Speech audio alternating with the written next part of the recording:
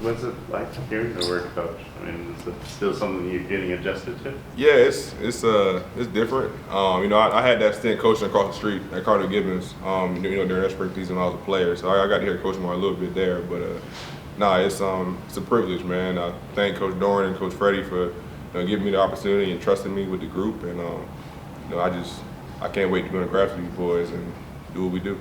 How was your time at NC State, both success and some injuries? How does that help prepare you for your role? Yeah, I think playing this position and being at the mic in this defense, being able to call it, see it, kind of being an on the field coach for the guys has really prepared me a lot to be verbal and vocalize what I wanted my guys to be clear, concise, and give them exact direction of what they need to do. So my experience there has helped me a lot in the injuries and stuff like that I've been through. It's just stuff that I can pass on, to these young guys. I've had dealt with a lot in my life and in my time here, and if I could prevent some of those things from happening to the guys coming after me and these guys in this room, that's all I want to do. How much does it help that you were Devon Betty, where you were the veteran, and you've been to every practice for 4 or 5 years, but then at one point you're also the Kendon Lewis, who is still learning his craft. How do you kind of impart where obviously the veteran is in one position and the younger guys are learning? Yeah, I mean, the biggest thing, is just follow the vets. So the vets, they know what to do and they know what not to do as well. So the biggest thing I tell my young guys is watch the people in front of you. If you can watch people in front of you, you can be a great mimicker, or you can be a great learner in that from watching. You can be a great learner in every other aspect, as well. How do you view this opportunity? Is it kind of thing that get your feet wet in coaching, or is it kind of an audition thing for a role like this? It could be both, but I mean, this opportunity for me is really just not. It's not about me. It's about getting these guys being the best that they can be. On December 28th when we play, ECU, and then if it stretches into something further, it will. But my entire focus is on putting all my energy and getting these guys to play the best football they can. In 2 weeks. Getting a taste of Cardinal Gibbons football is different at that level in terms of, just you're not dealing with NIL and you're not dealing with some of the other stuff. You're getting a taste of what it's like at this level. Do you have a preference moving forward? What level you'd like to be at? Not really a preference. I just want to coach ball, and wherever grass season of football is, that's where I want to be. So that's my whole thing. I know coaching at Gibbons helped me a lot. As far as that is a lower level than what we are here, so you have to be very clear and very concise and very exact, in what you want from your players. And I think that's helped me translate that here with our guys right now.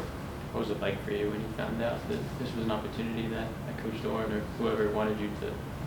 Yeah, man, it's very, like I said, I don't take it for granted, at all. It's a big responsibility, and, I do believe I'm ready for it, and, not to get, overly emotional about it, but it definitely means a lot to me. Just what better opportunity to be able to coach at your university, the position you played under the coach you played for. There's no other storybook telling that you can tell to that, so. Dave mentioned that he likes to give former players an opportunity, kind of for the reason you just mentioned. What, how unique of an opportunity is it to coach somewhere where you have all those things that you just listed out? Yeah, it's extremely unique, and it's very like Coach Doran to do that. We have a lot of former players working in the building, and it speaks to what kind of family we have at NC State, right? Guys want to come back, guys want to work and want to get back, to the program. And I think that speaks volumes to the culture that we have here. Just not on the football team, but across the campus as well. You always see alumni coming back trying to, or whether it's giving money or volunteering their time or speaking, they're always trying to pour back into the kids here, and that just speaks to what a great community we have at NC State.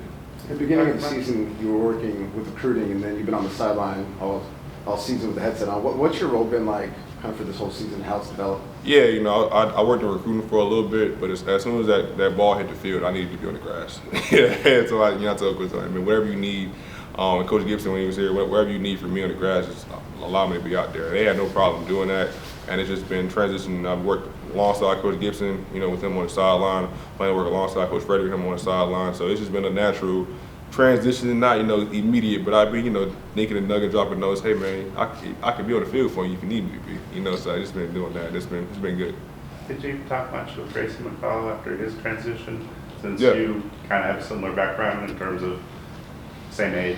Yeah, I just told him to take as much time as he needs to process, because dealing with my situation when I had to stop playing football, it was definitely tough you know, mentally. And Grayson's a super strong kid, super mentally strong. But for anybody, you know, when your football life ends, it's very emotional and it can be very, you know, traumatic in that sense. So it takes as much time as he needs, and whatever he needs to do, whoever he needs to talk to, I'm always here for him.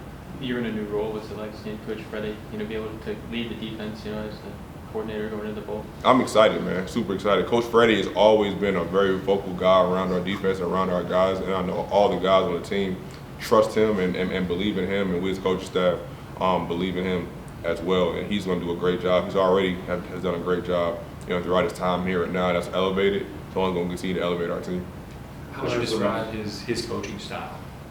It's very him, I would say. You know, like Coach Freddie's not a super like loud guy. Like he's not like a super outwardly spoken guy all the time. He kind of plays the role that he's in, and now he's in the elevator role. Now you're seeing him speak out more and direct the entire defense, not just his position group. You know, but we would always hear Coach Freddie in the field talking to his nickels, and now we hear him talking to the whole defense, which is a great sight to see.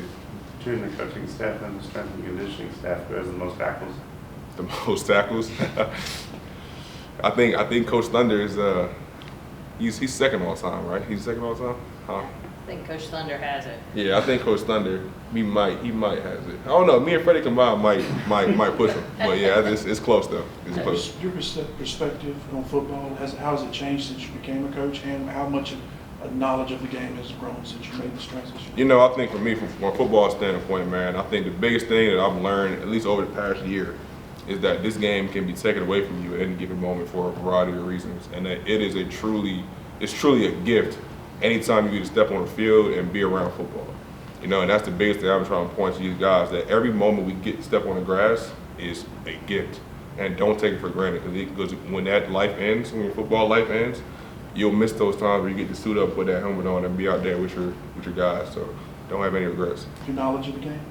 Knowledge of the game, man. Like I said, I ran this defense, for 4 or 5 years, playing the Mike position. I had my opportunity with the Chiefs, learned a great amount of deal from them, and that's been able to help me transition back. I played in the 4 down, played in the 3 down.